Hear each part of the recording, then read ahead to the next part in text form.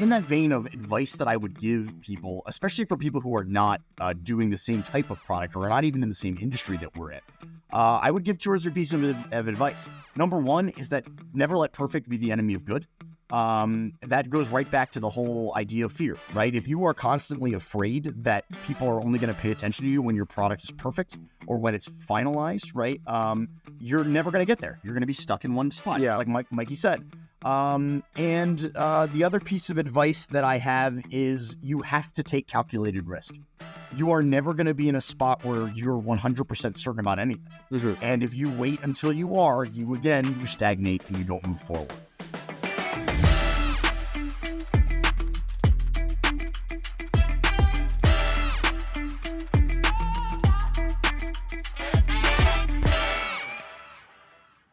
Hello, everyone. Welcome to the podcast. Today, we have Mikey Gilder and Andy Flynn. They are 2 of the creators of Crooked Moon, which raised over $4 million on Kickstarter.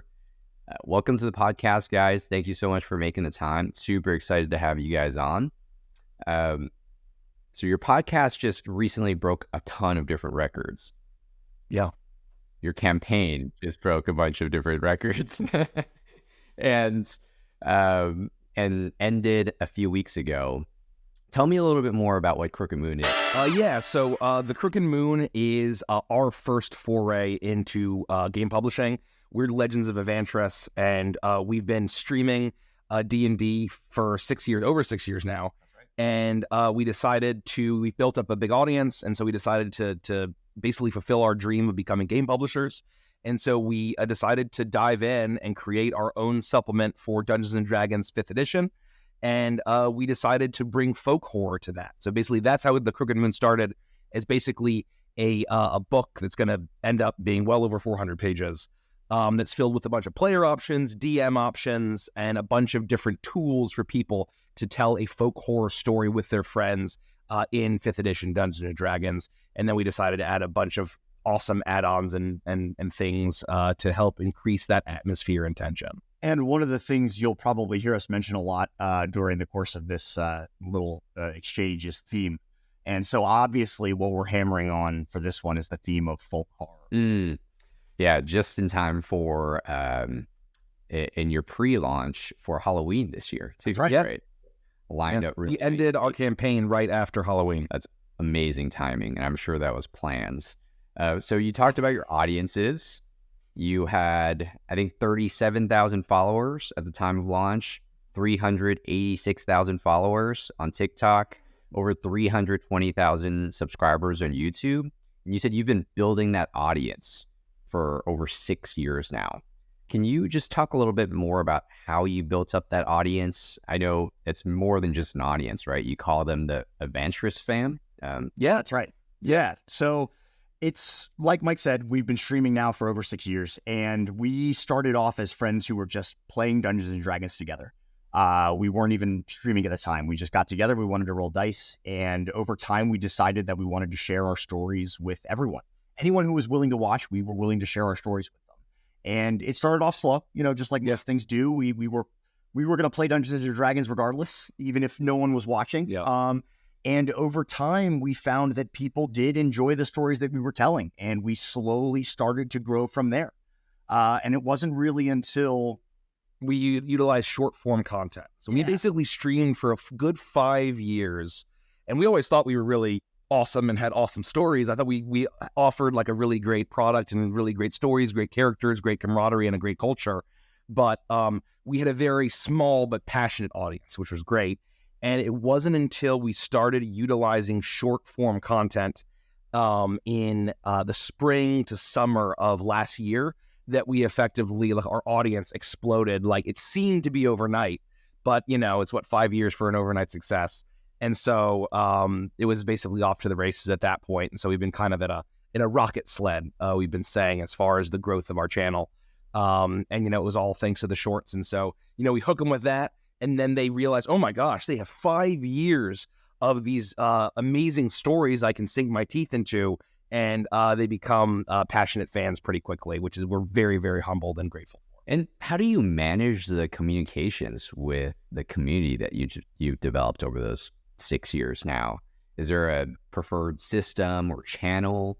How do you maintain the community and keep them actively engaged? Yeah, so the number one way is through our Discord server. We have a main Discord server that we use basically to communicate with anyone who's in there instantly. We tell people, at the beginning of all our streams when we do the announcements, we tell everybody, hey, make sure you join our Discord. It's the single best place to get up-to-the-minute info on our streams, on our content, what we've got going on, special projects. It's where we hang out in between streams. So if you like watching us, you can actually interact with us anytime when we're just kind of like hanging out on the server. And it seemed to work really well for us. I mean, again, we went from having, just a few people on our server to well over 10,000 at this point, if not closer to 13,000. And, we also we decided we'd only focus on Twitch for years. And we're going to only focus on Twitch. And then we basically realized in the last year, or I guess, a year and change now at this point, in 2022, that we basically had to have every single social media platform. So we got everywhere. We finally started building up our Twitter, even our Facebook, right? Which we thought nobody uses that, but tons of people from the Crooked Moon, tons of people who found us came in from Facebook. They came in from all over the place. So we realized that we had to basically be everywhere. And that focus allows us to basically get our message out there. And then, like Andy said, funnel them to our owned audience that isn't relying on algorithms. Yeah. Where we can basically communicate with them directly on Discord. And then lastly, it really wasn't until this last year that we really started getting serious about email marketing. Yeah. We really wanted to focus on growing, a mailing list where we were able to kind of leverage this community of people that we've, gotten very close to over the years. Yeah. Who were interested in hearing about things that we're working on. And so that was kind of the last step, was working on email marketing. Yeah, and I think it's really funny that when we decided to do a Kickstarter and we realized, oh, wait, isn't email a big part of that? We had less than 1,000 email subscribers. I think we had like 900, and most of that was just from our Patreon people. Just from our Patreon backers, supporters. And it wasn't until we decided to do a Kickstarter that we said, oh, well, we better get in shape and learn quick. So, yeah. So how did you know you needed to start email marketing for a crowdfunding campaign? Well, that's actually a really good question. We have done a ton of research. I think that is like the number one thing, that we have told a lot of people, is that well before we ever decided to really pull the trigger on this thing, we've done more research than you could possibly imagine. And I'm sure Michael will want to talk a little bit more on that as well. But the other thing that people don't realize is that we are a little bit older than, the average person who probably hangs out on Twitch. And so we all have like a combined 40 or 50 years of experience in corporate America in different positions and different roles, working for all sorts of different corporations and companies. And we've all gathered life experience and professional work experience that we kind of, have kind of all come together, and we said, you know what, there's something missing here. And I know that you had professional email marketing experience. I had some professional email marketing experience, along with tons of other things like, ads and things like that. Yeah. And it was, aside from my career in digital marketing, which I think that I had a decade before I moved over to this full time, and understanding the importance of owned audiences, and it wasn't, like I said, we were treating Discord as kind of our owned audience. And it was really just the research, right? And basically consuming every single podcast on crowdfunding, tabletop gaming, which there's actually shockingly little content out there. And so anything that I think for months while we were formulating and working on this, I fell asleep to it. I woke up to it, podcasts, YouTube videos, whatever I could find. And basically, I've a buddy of mine who's done some crowdfunding, and every single source was basically saying your email list is your most important piece of your lifeblood. Really, it's you live and die by your email list. And I mean, we found that to be the case. Even though a lot of our audience is younger, so many of our backers came from email, and that email program is what allowed us to not just dominate our day one, but also kind of just have a record-breaking campaign. Yeah, it's very interesting because usually people do the opposite, right? They build the product first and spend years building the product, and then they go, oh, no, now I have to sell it and I need to promote it and I need to build an audience, right? And you guys did almost the exact opposite of that. Build the audience first, manage that Discord community, and then collect the emails prior to the launch of your product, or you almost develop the product with your audience, is my understanding, like sharing that alongside your audience as you built up to the launch. So what are your thoughts on that? And if you were to, let me just start with that, and then I have a follow-up question, actually. Sure. Immediately what I would say is Rich, who is our CEO, who is actually working on some production stuff at the moment while we do this, he always says that we have a unique business model. There's basically nobody who does kind of what we do in the order that you've said that we've done it. It makes us unique, and that presents with it certain challenges and certain advantages. The advantages, obviously we were able to leverage pretty strongly, I would say, going into this whole Kickstarter. But that uniqueness, I think, is one of the things that really sets us apart. And obviously, I think for the average person, building the community first is not obvious, or it's not the easiest thing to do. Yeah. Which is kind of why I wanted to lay out earlier, that we were going to play Dungeons and Dragons no matter what, right? It wasn't about getting famous. We were just hoping that people were making money. Yeah. It was just about sharing our story. And we think that people could tell that we have a passion and that we are friends, and our genuine relationships kind of shine through. And I think that was what really kind of set us apart and set us up for success. Yeah, and it allows us, our philosophy in the design and the production of the Crooked Moon is like extreme transparency. And, that's not, maybe in certain industries, or maybe even for us, it's not advisable, I think, for a lot of people, or a lot of people don't do that. A lot of companies don't do that. But we have a very strong connection, with our community and our audience. And, basically, even in the pre-launch phase with the VIP program from LaunchBoom and that VIP exclusive Discord, just the reactions there and getting people excited and hearing and seeing those conversations happen independent of us, like sparking those conversations, allowed us to learn what people are excited about, tons and tons and tons of information and data from our audience that we built over for 6 years at this point now, right? That allowed us to think about what we want to think about, where we can prioritize our gaming products going forward. The VIP Discord that we created for the VIP program is very interesting. Just based on what Mike was saying, it almost became this strange little microcosm of market research. Yeah, where we were like kind of testing stuff, and we were like kind of, giving them spoilers or little teasers and drops here and there, and seeing their reactions, and then kind of like adjusting what we were doing based on that. It was a very interesting experiment. That obviously I think went pretty well. Yeah. So for the listeners' context that don't know what the VIP is, just to give a brief overview, what you guys did was you guys used the reservation funnel, right? And you send your community and also advertisements to a website and landing page that talks a little bit about your products. And then you had them enter their email address, send them an email sequence educating them about the upcoming launch and a little bit more about the products. And then we took them to a secondary page where we showed them the price, and we we gave them a exclusive offer, right? Give a $1 deposit, and I'm looking at it right now, and you'll be locked in for your bonus VIP checklist enamel pin. A lot of people associate like crowdfunding campaigns with discounts on the product, and that's like the sole incentive. But you guys did something totally different, right? You guys offered a additional bonus to your VIPs.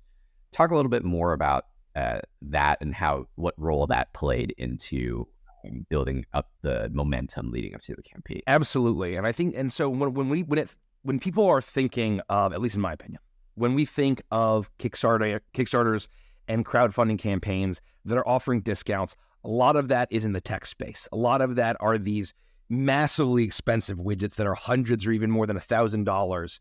And so it's a huge boon to get in early and get the discounts.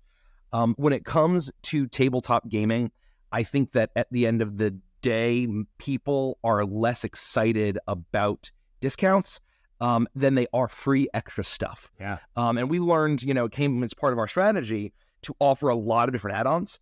We knew that was going to be speaking frankly, a nightmare to fulfill. We were preparing for that. We're planning for that. We knew that it would increase the difficulty and complexity of the campaign.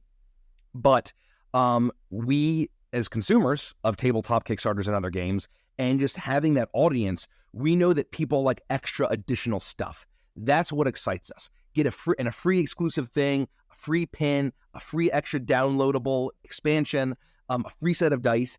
That's the kind of thing that, 20% off. Well, I was going to buy it anyway. And we also kind of had the idea of something that would get people excited is that a lot of our fans, because they're so amazing and supportive, we knew a lot of them were going to buy the campaign. They were going to support the Crooked Moon anyway, right? And so we think that they would appreciate more an extra token or an extra gift than just a discount, which it feels less thematic and fun when it comes to gamers and when it comes to people who are excited about the themes that we're offering here. Yeah, and what we decided to do, Mikey had mentioned, kind of our personal marketing funnel. The top of that funnel being the shorts that we do. Chuckles the Clown is a character that Mike plays. Very, very funny. You don't need a lot of context to enjoy the character. He's just hilarious, right? And it hooks people right off the bat.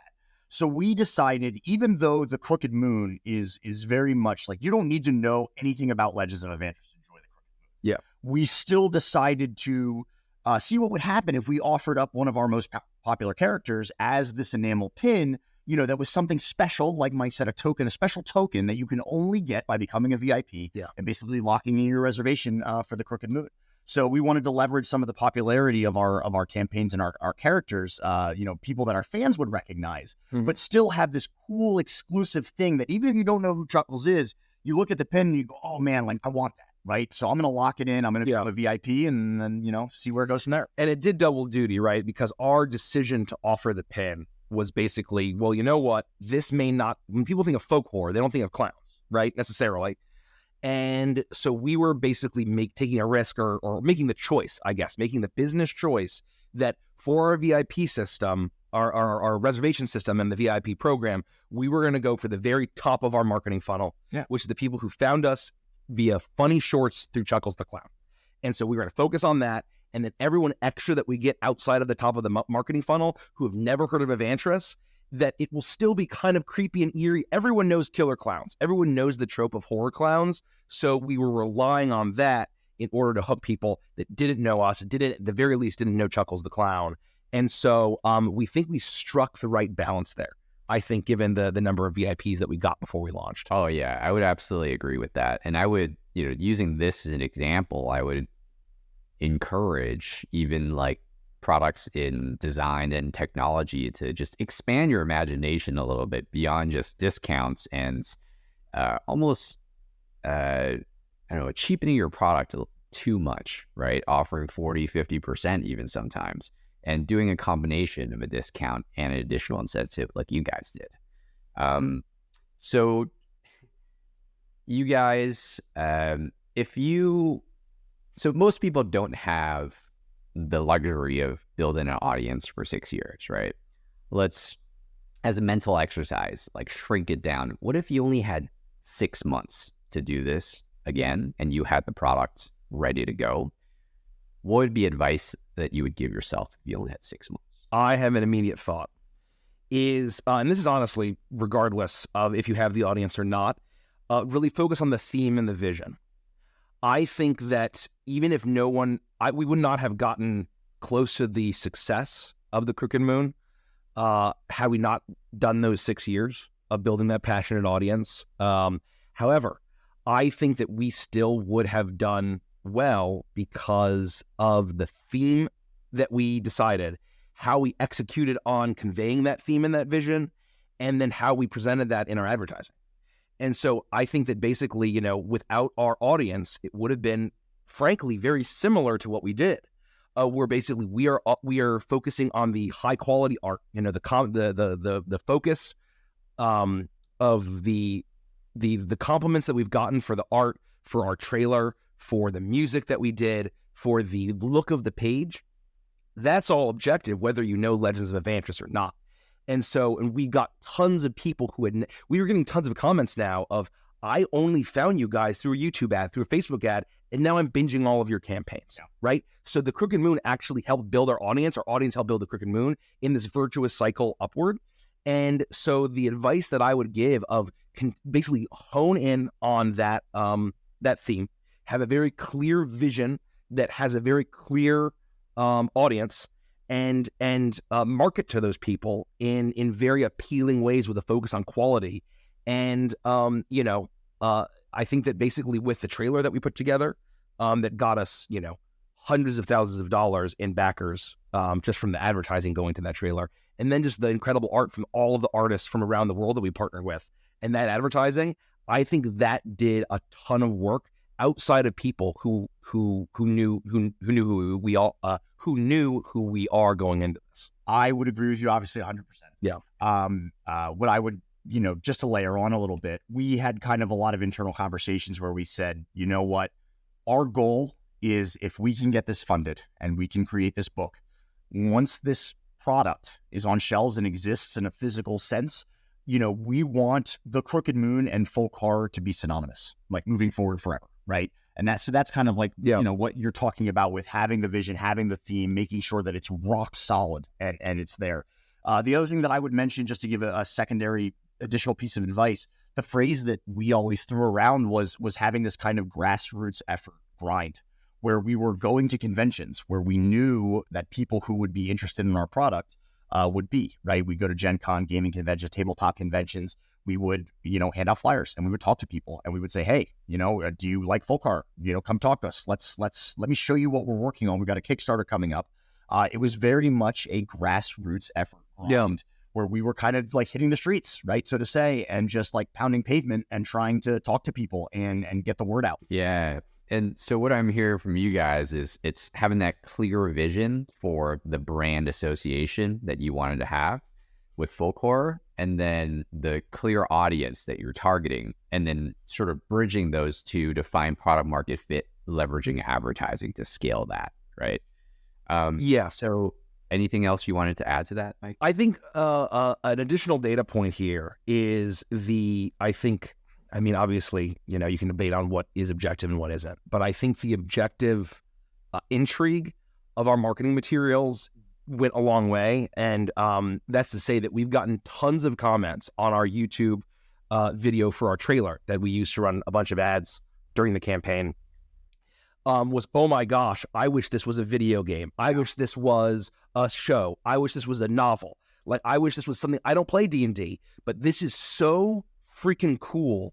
I love everything about this, that it basically is if you're, regardless of what the industry is, if you know the audience you're going for in your industry and what you are presenting to them for that first touch is something that is so undeniably gripping and enthralling or enchanting or frankly cool, then that does so much work for you. And that was our main focus, was not to market to Avantris fans. Our main goal was, to obviously make sure that there's really cool, fun Easter eggs in there. But we were marketing to people who we think would be interested in folk horror and gaming, and that's it. And what was the process to create that content and market to that specific audience? So basically, for months and months and months leading up to our pre-launch campaign, I'm the creative director on the book, and so I was working with artists all around the world to get tons and tons of art collateral that'll all go into the book.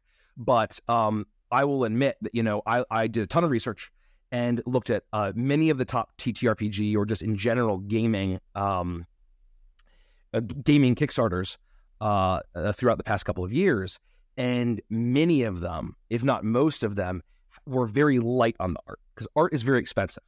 We made the business decision to invest tremendously on the quality and the amount of art that we would have at launch. Basically taking the risk that if we didn't do very well, it would be a massive hurdle to break even on the product. But we were confident in our vision, we were confident in the theme, and we were confident in the power of, we aligned as a group to basically set the vision and basically making sure that we worked with artists all around the world to then basically make sure that no matter who was doing it, the overall theme, the overall vision was clear, coherent, and there was a through line through everything that we had. So that when we launched, I mean, dozens, if not over like 100 different art pieces, maybe not 100, but dozens of art pieces that were all really amazing. And then when they are all presented in a coherent way that drives at the theme, that drives at the tone, and drives at the vision that we're going for, it's something that even people who've never played D&D, we're getting excited about it. And a lot of people backed us who've never played D&D before, never played a tabletop game before. And that, I think, is the strength of our bet that we made. That massive investment that we made in the art, and that includes the trailer, it includes the song that we had composed by the Blasting Company, legendary composers of a cult classic animated series called Over the Garden Wall. We really, we didn't hold back when it came to our launch, and I think that it really paid off. Andy, do you have something to add to that? No, I mean, I think that, Mike pretty much nailed it. It really was us being unified in the vision, making sure we're all rowing in the same direction. The amount of, again, I can't stress the amount of research that we did, whether it's for, Kickstarters, whether it was for marketing, whether it was for just folk horror in and of itself. The amount of folk horror stuff that we have consumed as a group over the last year has been unbelievable. Obviously, it helps because it's all stuff that we love. It's really great books and movies and folk tales and all sorts of books and unbelievable amounts of stuff. I just can't stress enough how important it is to make sure you do your research and you are well versed in what you are trying to achieve. Because, they always say, like, for writers and authors, right? Write what you know, right? So the better you know the subject matter, the better you're going to write. And just, one thing I will add is that we like to say that we are very quick to admit when we don't know something. Right? If we don't know something, we're going to find somebody who does know it, and we're going to work with them to learn and get better. Right? We're lethally quick studies, as we like to say. So, there's a part of that process that was, not only was it just working with artists and things like that, but it was seeking out the knowledge that we didn't know. Because, kid, you don't know what you don't know. So you do the research, you fill those gaps, you learn as much as you possibly can, and then over time you become the expert, right? And then people are reaching out to you. And it's really about when we were building the product, and having that intellectual honesty, right? Of knowing, admitting when we don't know something. And that's one of the reasons why we signed on with Launchbill, right? Was with the process as first-time creators. We had no idea really from step A to step Z, and that's what Launchboom offered to us, and that was a huge, huge, huge help for us. But it was really making sure that we were thinking simultaneously, what would we as consumers love? But then every decision that we made we were always thinking of, why should someone care about the Crooked Moon? Why should someone care? We don't take for granted that we put a lot of work into it, so therefore you should support us. We were always thinking, and this, comes from my decade of marketing experience, of giving the consumer and the audience a reason to care and a reason to back. And I think a lot of where a lot of crowdfunding goes wrong is just the implicit framework that a lot of creators go into it of, oh, I worked really hard on this and I really want this to happen, so therefore people should back me. And they're not thinking about the people that they're actually asking to pledge and to back with their hard-earned money. And so really consumer first, audience first, Avantris fan first, and really the customer first was really the huge, the customer first was really our North Star when it came to building out a lot of these marketing materials and products for the Crooked Moon. That's well said. Yeah, very well said. And I mean, even on the content side, you mentioned taking that risk and making that heavy investment, but you didn't do that in a vacuum, right? We see a lot of people, they guess, right? They hire these expensive production companies and create these fabulous videos, but they don't even know who their target demographic is. So who are you creating this fabulous video for? Versus you guys had hundreds, if not thousands of data points and interactions at shows, through your streams, right? Hundreds of thousands of followers. And you knew exactly what you were creating that content for. And that's when I would advise creators to invest into content. But if you're just starting out and you don't have that interaction with audiences yet, I think actually it's not the greatest idea to invest a ton into content until you start talking to your customers, even if it's 20 of them that gave you $1 deposit, right? So, it's funny you mentioned that, Mike. You have a decade of experience in marketing. You had an audience built. Why reach out to LaunchBoom? Why even use like LaunchBoom systems? Well, I mean, I think that I think that LaunchBoom's value was extremely clear to us, even though I have a decade of experience. I don't have a decade of experience in tabletop Kickstarter. I don't have a decade of experience in crowdfunding. And so I think that at the end of the day, it's very easy. And so I as a consultant and, working in PR and marketing and having clients myself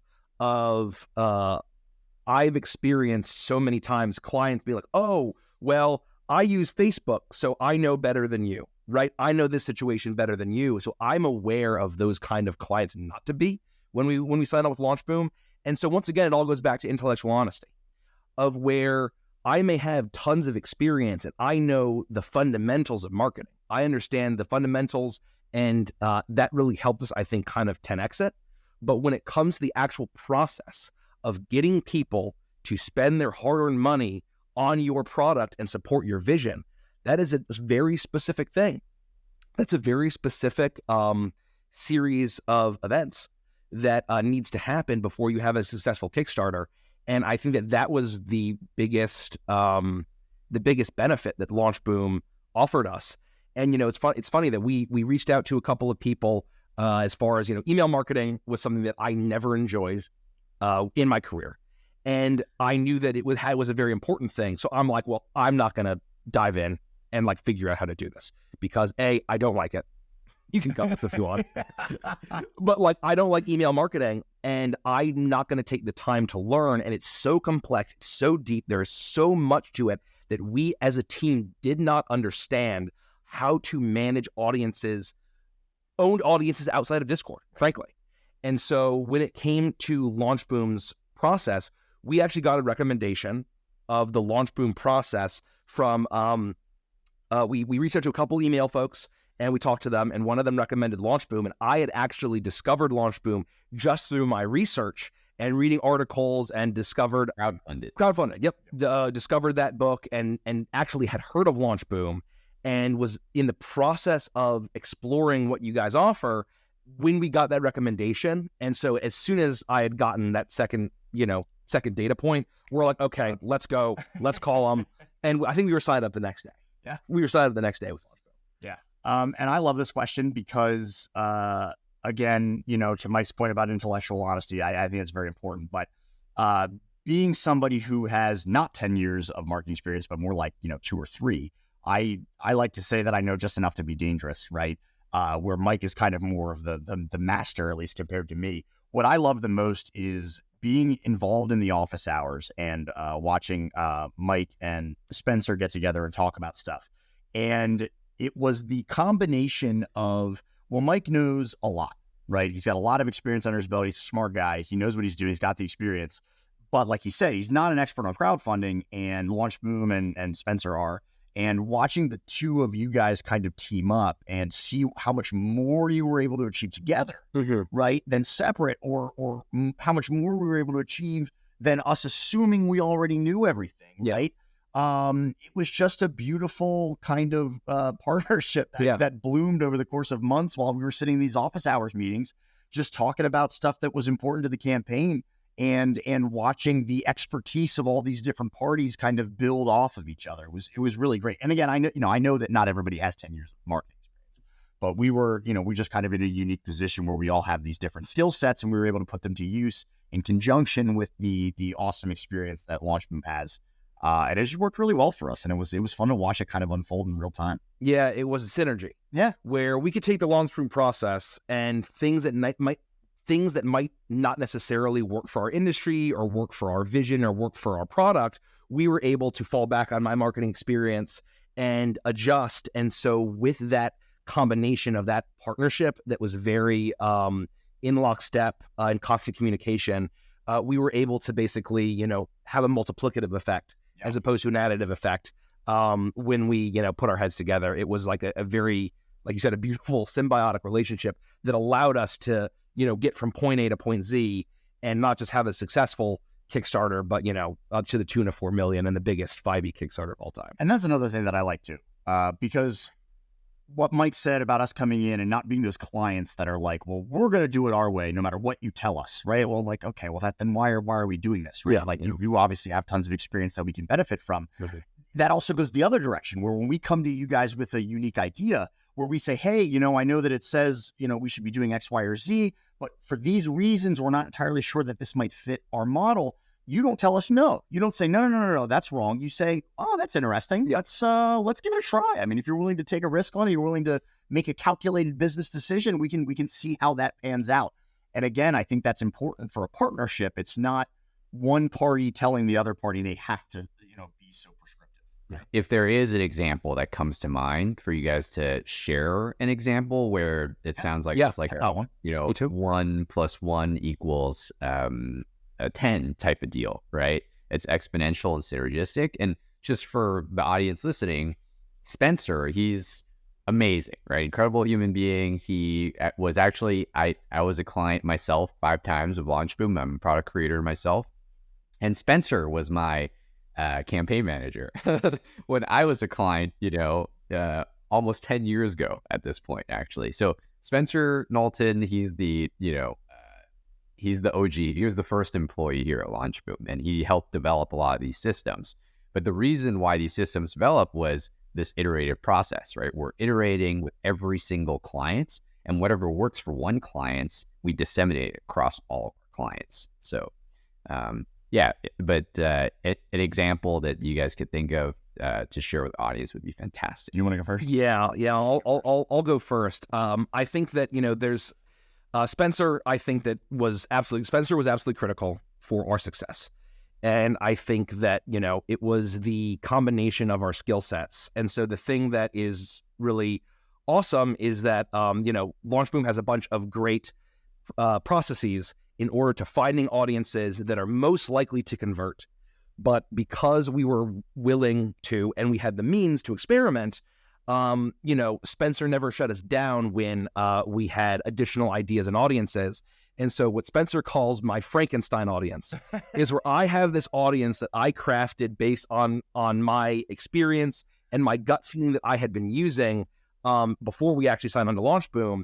And it's just this hodgepodge of all these different things that, maybe like the best intellectual sources would say you should never do. But I wanted to use it in our advertising because that had performed well for us historically. And to this day, we're still using the Avantris Frankenstein audience, even in our current ads to our pre-order store. And it was our number one successful audience, in addition to all of the great audiences that we worked on with LaunchBoom.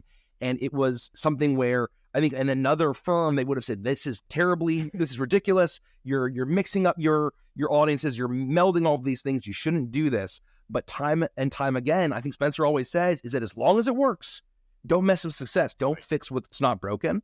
And so with Spencer, we were able to basically take this audience and find different tactical ways to build that and have success with my Frankenstein audience, as well as all of the additional audiences that we were able to leverage from LaunchBoom's processes, and really find groups of audiences to make our ads perform just absurdly well, all the way from the very launch, the announcements. They were able to perform really well from the announcement of the campaign on July 31st, all the way through the very end of the campaign on November 2nd at midnight. And I think that was that collaboration with Spencer and that collaboration with LaunchBoom's tools, as well as our own internal expertise, knowledge of our industry, knowledge of our audience, was able to be incredibly synergistic to get so many VIPs in the pre-launch and then really just have that smashing 4-week campaign. Mine is not nearly as cool or major, but I still think it's important. And it goes back to the point that I was making a little bit earlier. One of the very first things that we were suggested to do was take all of our VIPs and funnel them into a Facebook group. And we looked at each other and we were like, look, like we have a Facebook, we use it, we understand the importance of it, but that's not really where our audience is. No. And we just asked, we were like, hey, do you think it would be a problem if instead we made a private Discord server? And the answer was, well, let's try it. Let's give it a shot. Yeah. It works really, really well for us. Yeah. And I think that's cool. I think that's great. It was just something that we identified as like, hey, we know our audience, like we're not, like none of them are really going to be going to a Facebook group, right? It's just not really our style. And instead of being shut down, we were encouraged to try something that works for us, and it worked well. And I love that. And I think that that's something where, we have the data to back it up, right? I think that if you look at all of our reference links, as far as the most money generated, the announcement post when we launched in our Discord, I think is like number 2. It's up there next to our initial email. It's absolutely top 3. It's top 3. It's top 3. And so it was one of that initial Discord blast generated hundreds of thousands of dollars. And so it was an incredibly positive experience, and we're very glad. I think that had we not had that final bottom of the funnel after the email, we would not have been nearly as successful if it weren't for the Discord, the private Discord. That's a really, really great takeaway. Yeah. And we're definitely going to be recommending Discord channels for all of our games moving forward as well because of this. That's right. So you mentioned like doing all these experiments and all these learnings to generate better results and find that product market fit and get high returns from that Frankenstein audience, right? And I'm just going to read out a couple of the data points that I have on my end in preparation for this podcast recording here. So what we have in the pre-launch is $47,500 spent in advertising, which generated 25,000 leads and 11,147 total reservations, which is absurd. And then lo and behold, what happens is we got a 35.8x return on advertising spend because of the product market fit and the testing and optimization and the collaboration and synergies that we just talked about here, right? How did it feel when you guys launched the campaign and raised, gosh, I'm looking at the charts right now, $1.225 million in the first 24 hours, I think, is what I'm seeing right here. Yep. So we spent $47,000 in pre-launch, which is, that's a lot to spend before you've made a cent in Kickstarter. And, that goes to the uniqueness of our situation that we were able to afford to do this. We were able to do this because we were running and are running a successful entertainment production company that was able to fund the launch of a publishing wing. To answer the actual question, though, after we finished our day 1, so we launched at 10 a.m. on October 3rd, and at midnight that night, we streamed the whole day. We basically threw like a launch party, right? And we were on stream the whole day. At the end of that day, I think we were at 1.2 million, which ended up being the highest day 1 total for any TTRPG Kickstarter of all time. And that includes Avatar: The Last Airbender, which had the marketing power of Nickelodeon behind it. So quite frankly, we were stunned, flabbergasted, elated, and just absolutely beside ourselves. I mean, I keep saying that like there aren't enough words in the English language to accurately describe how we were feeling. Mm-hmm. Our hearts were very full because our community showed up in absolute force to make that happen.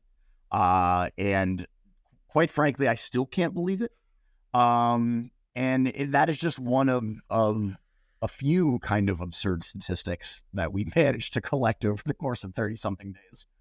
Yeah. And I think that, the getting the biggest TTRPG day 1 of all time, I think was another one of those synergistic combinations of our audience being incredibly passionate and, frankly, in my opinion, the best damn community around, and being so passionate, so wanting to support us, so excited, wanting to come in and just be on that first day.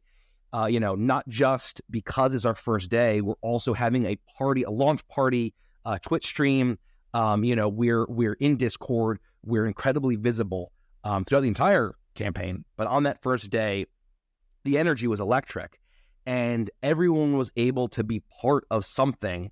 And watching that number grow, the entire community was excited and thrilled to watch that. And so turning it into having it be a moment for our community, I think was a huge part of that day one.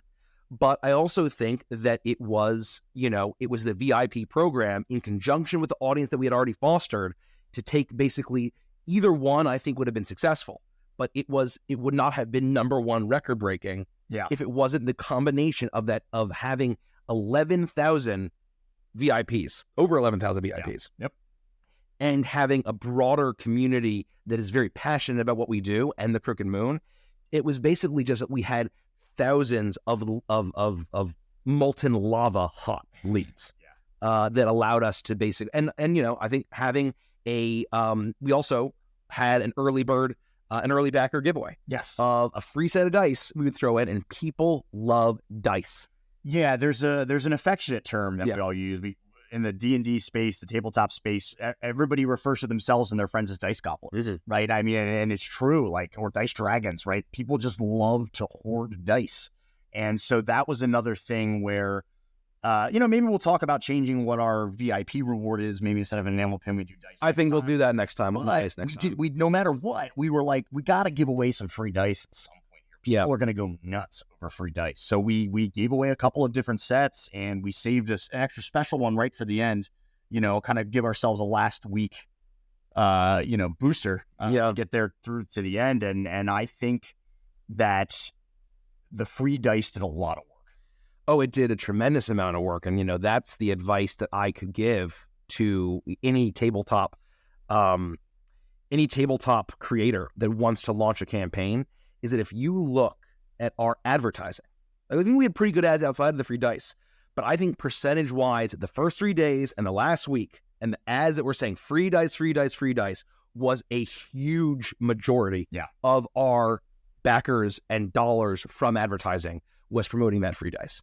And so any creator who can afford to basically take the hit to their margin and offer freebies, especially dice, that is something that people just get incredibly excited about, and it's very universal. Yeah, it's not relying on the system of D&D. It's not. I mean, it's any gamer who has who likes to play dice-based games can get excited about that, especially if you make them beautiful and make them incredibly thematic that matches the vision of your project. That's so good, guys.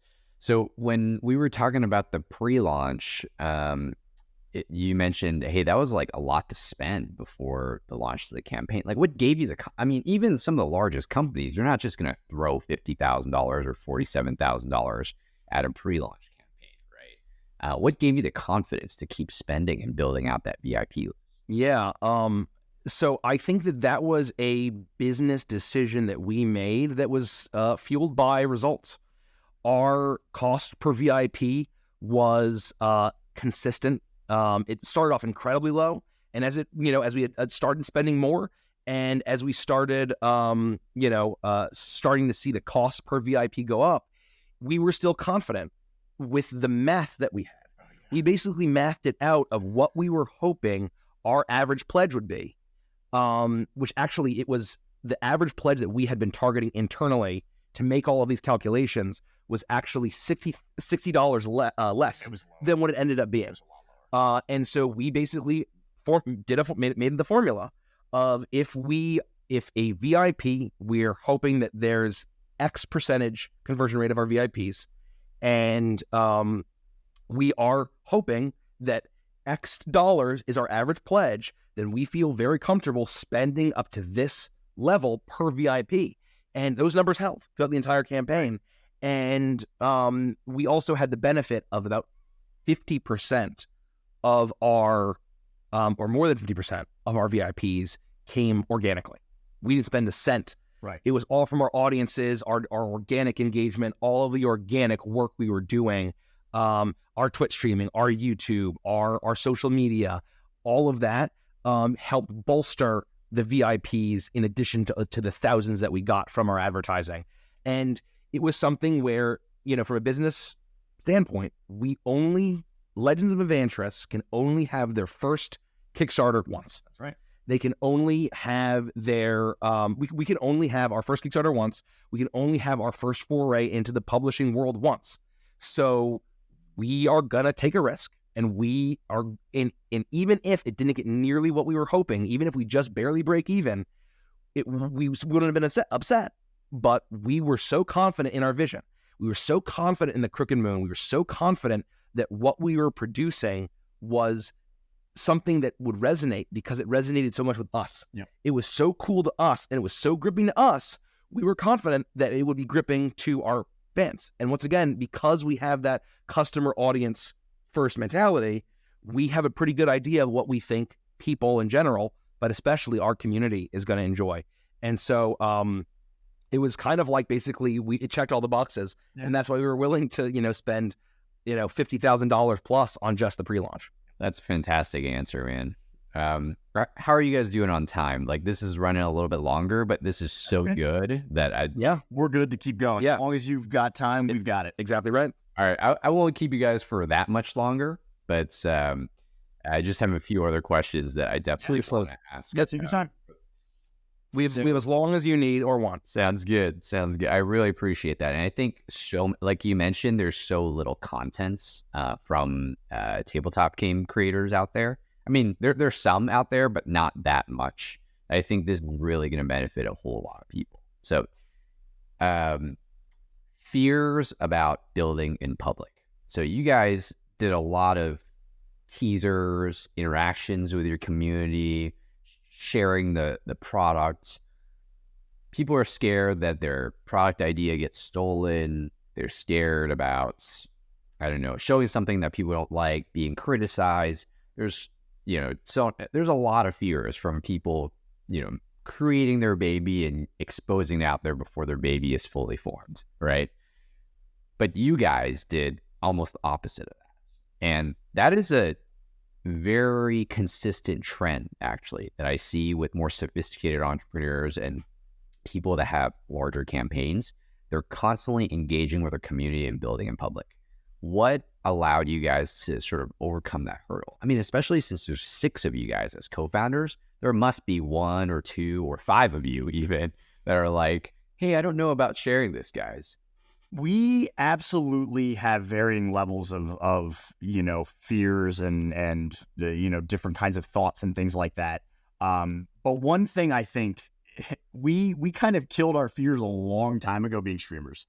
We developed very thick skin early on because when you put yourself out there and you're basically doing live community theater for anybody who wants to tune in, people aren't always the nicest, right? And so we developed thick skin early on, just being, entertainment people, right, on the internet. Mm-hmm. And we kind of embraced that, and we don't let fear kind of rule our lives or the decisions that we make. That being said, the fears that you mentioned are completely valid, and I totally understand where people are coming from. But I think being a part of a large group and having people who are so committed, if I have a fear, I know that I can voice it to my best friends, and they're going to help me understand why I'm feeling that way, assuage my fears, right? And help me understand and move past it, right? I think there's a level of uncertainty. No matter how much math we did, no matter how much calculations and predictions and research, there are always going to be unknowns, things that you can't predict or know. And that was always something I had in the back of my mind. Yeah. Like, well, we could have the best art and we could have the best theme and we can do everything right. But if nobody shows up, then we're just dead in the water, right? Yep. And there's a level of faith that you have to have. And my faith was in my best friends and the abilities that we have, especially as a combined force and unit, that really helped me get over any minor fears that I potentially had throughout the whole process. Yeah, and I think that it's the theme of fear is very consistent. I mean, not just, I'm not going to get super philosophical about self-help here, although I could for a long time. Fear is a very strong theme throughout all of human history and through people's individual lives. And fear is usually the thing that holds people back from achieving their potential, from living their dreams, from living an atypical life, for going out and doing the things that they want because they're afraid. And it's very natural. But if fans of Dune know, fear is the mind killer. And as a pillar of Legends of Avantris, we, the four founders and the other groups who play with us and are part of Legends of Avantris, are very united in not letting fear hold us back from anything. And if we are afraid, if we are nervous, we understand that's a good thing because it means that it matters. We understand that it matters and we're taking it seriously.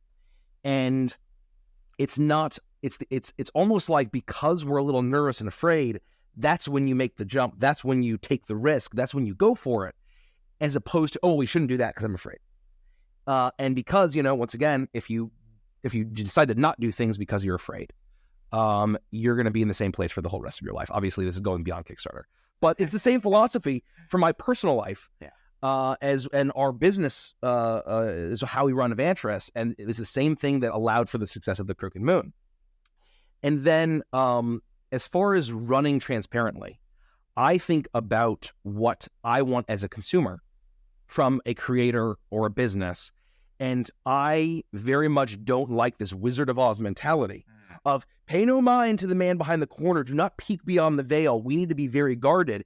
And speaking frankly, as a first-time creator, seeing how little resources there were for creating a tabletop company and launching a Kickstarter, it almost feels, and maybe it's not deliberate gatekeeping, but it almost feels like there's this obfuscation and trying to make things seem erudite so there's less competition. Right.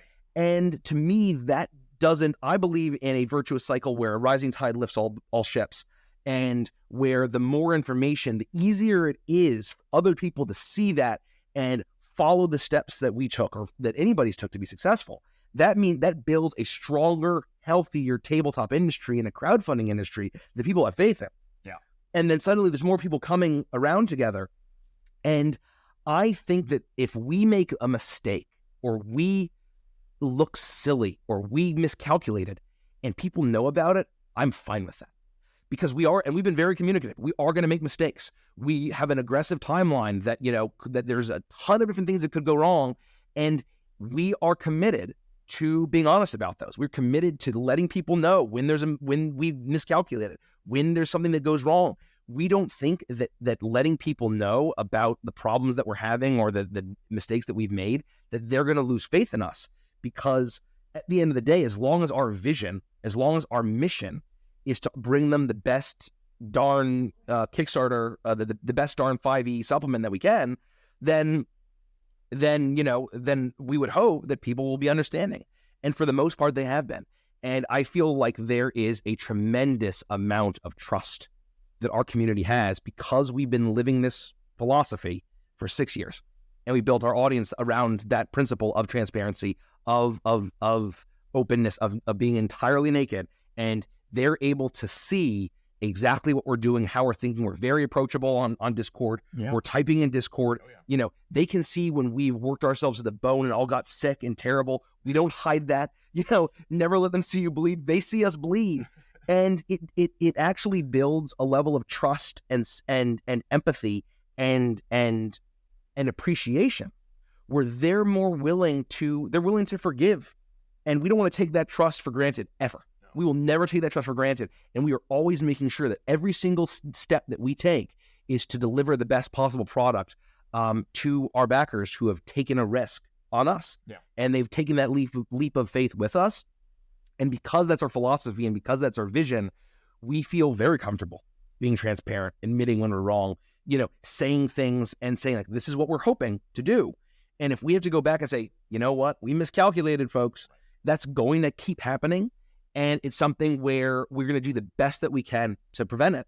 But people make mistakes. And I think that it's the intellectual dishonesty and it's the fear and the ego. Once again, I'm not going to get into the philosophy of living the best life, but I think it's that ego and the toxic pride of where, no one, I need to be perceived as this paragon who I know what I'm doing. I'll always get it right. That's what usually leads to the terrible downfalls. Yeah. That's what leads to the games that never get fulfilled. That's what leads to the projects that crash and burn, because the image, living the Instagram life of how you project yourself. I think that's not a good way to run a business. I don't think it's a good way to, especially in the tabletop community. I don't think that's a good way to basically present your product in the best light. Sorry, that was a very long monologue. I apologize. That was fantastic.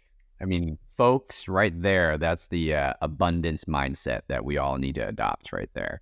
What would be your advice, guys, for a game creator or a project creator that says, oh, I need to make sure this is finalized before I show it to audiences, or I need to make sure if it's a physical product, I need to make sure this is patented because it's so unique, so special. I don't want anyone to see it until it's fully protected and fully fleshed out and ready to go in manufacturing, because someone's going to steal it. What would be your advice to those? So my thought is that the Avantris business model is very different, because we're working in the terms of 5th edition Dungeons and Dragons, where the game ideas that we're offering is about theme.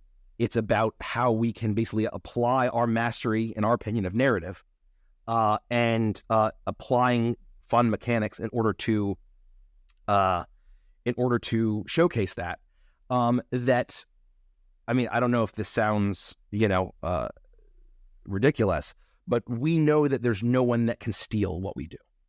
There's no one can steal. No one's going to. We're very, very confident in our ability to evoke theme and to hammer theme, that we don't think that anyone's going to be able to come along and snipe it.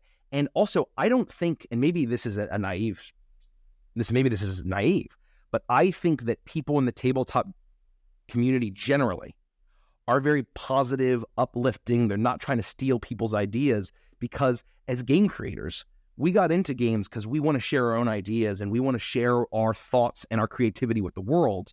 And then there may be people who are trying to get rich quick and trying to snipe an idea and take it for their own. But I think people in general, especially in our industry, they're very supportive and they're very creative and they're trying to build their own ideas. And so I want people to see our tactics and our strategy and use it.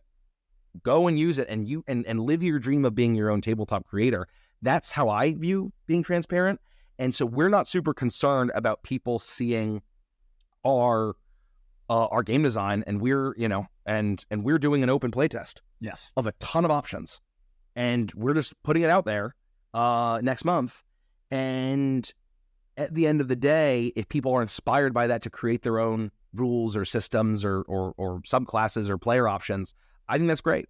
So at the end of the day, people are uniting around not the specifics and the numbers and the tinkering. They're uniting around the theme and the vision. To expand upon that just a little bit, there's an analogy that you always use. I'm going to steal. It's the pie analogy. Yeah. We always talk about, you kind of mentioned this almost of a gatekeeper-esque feel. Yeah. And, that people might be afraid to be transparent because they're worried that someone else will come in and take it. There's this idea of this pie, right? And there's one pie and everybody has to get their own little slice. And for every person who comes to the table, you got to shrink your slice so that somebody else can get more pie. And we're saying, no. That's not how it works. We're just going to bake more pie.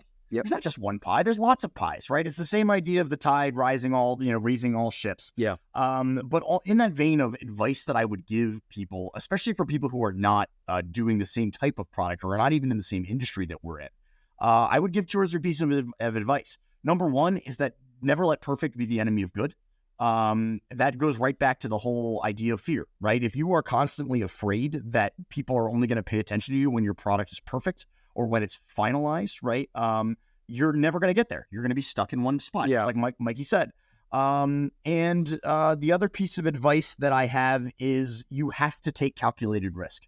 You are never going to be in a spot where you're 100% certain about anything. Mm-hmm. And if you wait until you are, you stagnate and you don't move forward. So it really does play around that idea of understanding your fears, working through them, and, taking the calculated risk, knowing that it's not a gamble, right? It's calculated, right? There are calculated risks that you just have to take, and don't be afraid to go to people with a solid idea, even if it's not physically finished and complete and perfect yet, right? I mean, that was it. We had a vision, we had a theme, And that was where we started. And that was what we presented to people. And it's worked out well for us. And in the realm of tabletop games, because obviously that's what we know, and we know that there's a massive percentage, perhaps more than TTRPGs, which is our realm, is the board game. The realm of board games on Kickstarter and crowdfunding is massive. And obviously rules and systems there are probably a lot more stealable. And so to get maybe a little bit more Machiavellian here, to give some practical advice, is once you have your idea, when you share it, be damn sure that you have the best theme and the best aesthetic and the best art, because so much of tabletop, you can have the best rule system in the world, but if it is not a theme and the visuals don't grip, you're not going to be nearly as successful otherwise. And so just be sure that you have the best darn theme and the best darn execution of that theme and the best vision for that rule set.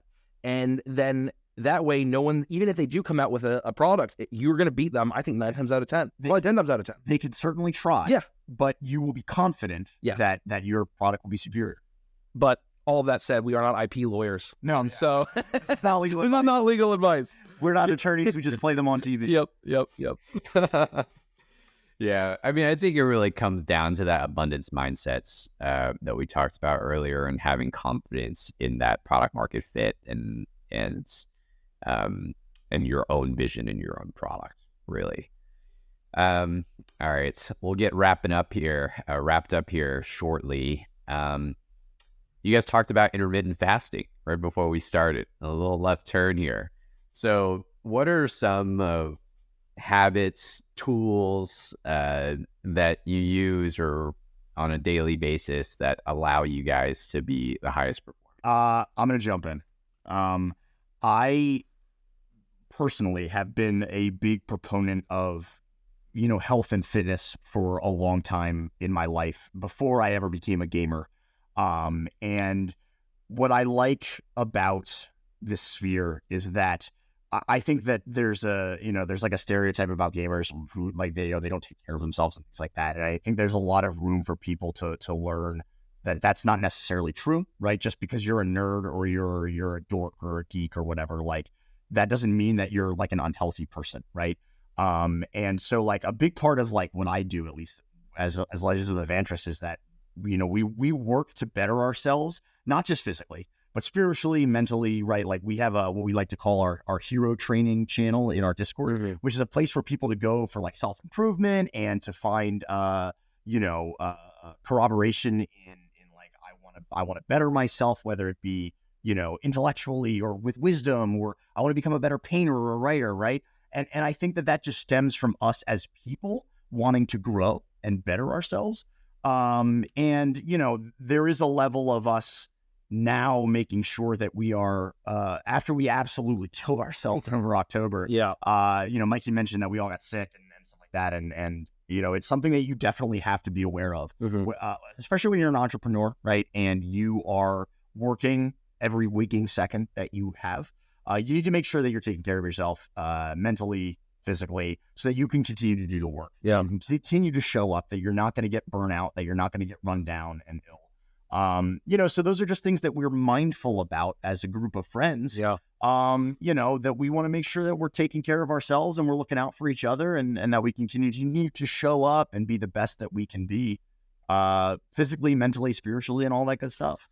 And so, I agree with all of that. And, I think we're all trying to focus on getting, for me, getting in better shape. But I think that going on the opposite side of that coin of, as far as mental health, I think mental health is the number one thing that I've used in order to kind of approach Avantris. And I think that we always joke, not necessarily joke, I think this is objectively true. Had we gotten the audience years ago when we first started, we would not have been in the right mental space to actually succeed, and we would have messed it all up and we would have crashed and burned. Whether or not that's true, I don't know. But I think about my life now and everything from the Crooked Moon and the work that I put in and all of this, that is all thanks to a long journey of healing and mental health work. And, so, just if we're okay to talk about this on the podcast, like therapy, getting into therapy. I have almost 2.5 years of sobriety, and really focusing on my philosophy and my mental health and getting good with myself and my mind first before trying to achieve anything outward. You got to get yourself right first. That's my philosophy. Yeah. Everyone has to get their self right first. And I think that a big problem that a lot of people run into, including entrepreneurs and creators, of, oh, my next big success is going to make everything right. My next big success, my next job, my next trip, my next relationship, the next thing is going to get me right with myself, and I'm going to finally be happy. And that is the wrong way to approach it. So what I've done is devote a ton of time, energy, money, all of the above in order to get myself right first when it came to mental health and to my general philosophy of benevolence, philosophy of intellectual honesty, philosophy of trust and love and positivity, and being happy on my own. I think that all of us as friends and a group has all done that kind of independently, and we've all worked on ourselves, and we're able to then come together with getting ourselves right, and that has allowed us to basically just achieve all of our dreams. And I do not think the Crooked Moon would be nearly as big as it is if it wasn't for the work that we've done on ourselves. Yes. In the past 6 years. Yeah, the mental and emotional growth and maturity. Yes, and maturity. It's maturity. It's life experience. It's growth. It's being as healed as one possibly can be, and I think it's the trust that we have in each other, and it's the friendship. And I think that that's something where you hear people of entrepreneurs of never go into business with your friends. That's a huge thing to say. Okay, well, we threw that up. Never actually own anything with anybody else. Like, well, we have 4 owners, right? Yeah. And so it's this idea of everyone's out to get you, and I feel like it's rooted on fear. It's all fear, right? It's all rooted on fear. And having that trust, having that love, having that benevolence, that positivity has allowed us to build not just an audience and a community based around all those positive ideals, but also build a business that is run from those positive those positive, benevolent, that framework. And I think that is a huge part of our success. And we're going to keep striving to maintain that positivity and hopefully do more cool, fun stuff. Yeah. And the reason why I asked that question, guys, is people, even with founders that built an audience in 3 months or 6 months through just purely advertising leading up to a launch, it's never like overnight or 3 month or 6 month success. It's like they spent years and years failing, improving themselves, reading books, going to therapy, focusing on their own health, fitness, so on and so forth, to get to a point where then it creates that positive ripple effect that you're talking about, right? It starts with yourself, that positivity, then it goes into your work, then it goes into your community, and goes into the products, and then that's what generates these large results. So it's one of the things that I feel like, especially first-time founders and creators, very often put second or third, which I think is, or even way on the bottom, which I think is a big mistake. So I'm so glad you guys elaborated on that. What else do you want to leave with the audience? I think that, maybe going back to that question, and everything that you just said, I think is so true, is I think we say fear is the mind killer. Fear, I think, is the number one, the biggest detriment to just people's happiness and general success. But I think it's fear of failure. Yeah.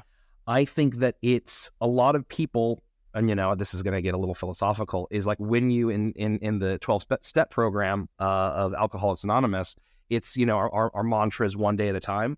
And that one mindset that seems so simple and trite, but has redefined my entire life and completely transformed who I am, of where if you accept that the past doesn't matter and you're not trying to shoot for that next thing, and what matters is what you do in that moment, what you do in that day, it suddenly frees you of the fear of failure in the future. And then it also frees you from defining yourself from your past failures and thinking that they'll repeat. And suddenly you are unchained and you're free to live your best possible life. So don't be afraid to make those mistakes. because it is the sheer number of mistakes that all of us have made at Avantris, personally and as a group, that have led us to where we are now. And being accepting that we are going to keep making mistakes. I'm going to keep making mistakes as a person and as a part of Avantris, and being okay with that, accepting that as a learning, as long as you have the intellectual honesty to accept those mistakes, admit those mistakes, learn from those mistakes, and then move on. Yeah. That is like the number one thing, I think, as far as my philosophy in business and life. Yeah, I should have gone first because mine's not going to be as poignant or as eloquent. Sorry, dude. But can you just chop them up and flip them around? What I will say is I was a software developer for almost 10 years, and I used to look at people who had cool jobs, and I would think to myself, like, how did they do that? Right? And it was always just like a mystery to me, like how these people seem to just have a cool job or be doing something cool. And what the Crooked Moon taught me is that the answer, as dumb as this is going to sound, is you just do it, right? Like, I will never forget as we started to dive into this process and going all the way back to the beginning when I mentioned research. The more that we read and consumed and learned and understood, there was this moment where we all looked at each other and we said, you know what? We can just do this. No one is going to stop us. There's nobody, there's nothing blocking us except us. Yep. Right? We can just do it.